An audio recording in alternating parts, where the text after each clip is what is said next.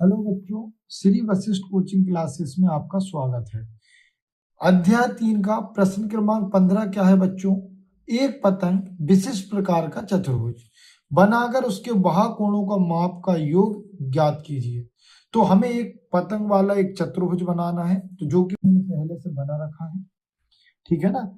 हमने बनाया है पतंग वाला चतुर्भुज जिसको नाम दिया ए बी सी डी, और उसमें हमने बेटा बाह्य कोण भी बनाए हुए हैं। देखो, ये देखो, बाह्य कोण भी बनाए, थोड़ी थोड़ी मैंने भुजाओं को बढ़ा दिया और इनका योग बताना है।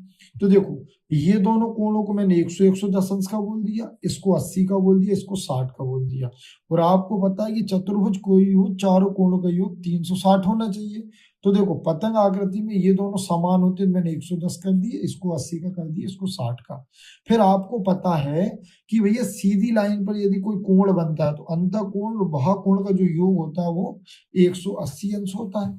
तो हमें इस बाह्य कोण का मान बताना, तो देखो अपन चारों के बताते हैं। पहले मैंने लिखा बाह्य कोण ए।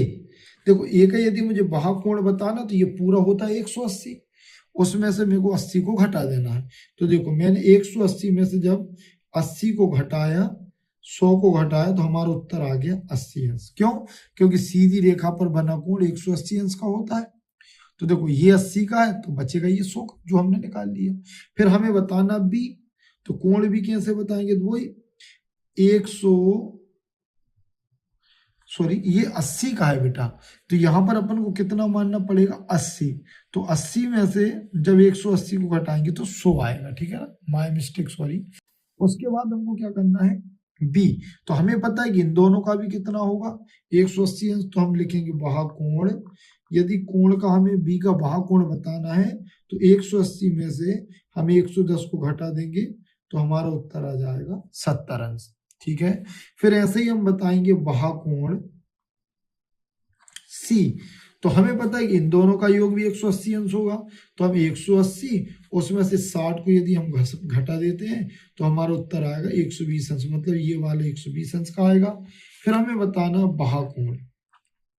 कोण बराबर कितना होगा? तो कोण डी बराबर होगा 110। तो 180 में से 110 को जब मैं घटाऊंगा तो वापस हमारा कितना जाएगा? 70 अंश। अब हमें बताना बाह्य कोणों का योग, और आपको पता है कि एक ही दिशा में बने किसी भी बहुभुज का 360 आना चाहिए। तो देखो, हमारा ये 120 आ गया, ये 70 आ गया, ये 100 आ गया, और ये हमारा 70 आ गया। इन चारों को अपन जोड़कर देख लेते हैं, ठीक है ना। कोण ए, कोण बी, कोण सी, कोण डी, ये सभी बाह्य कोण है। तो ए कितना है तुम्हारा? तो ए आपका है 100, ये देखो। बी कितना है आपका? तो आपने बोला 70।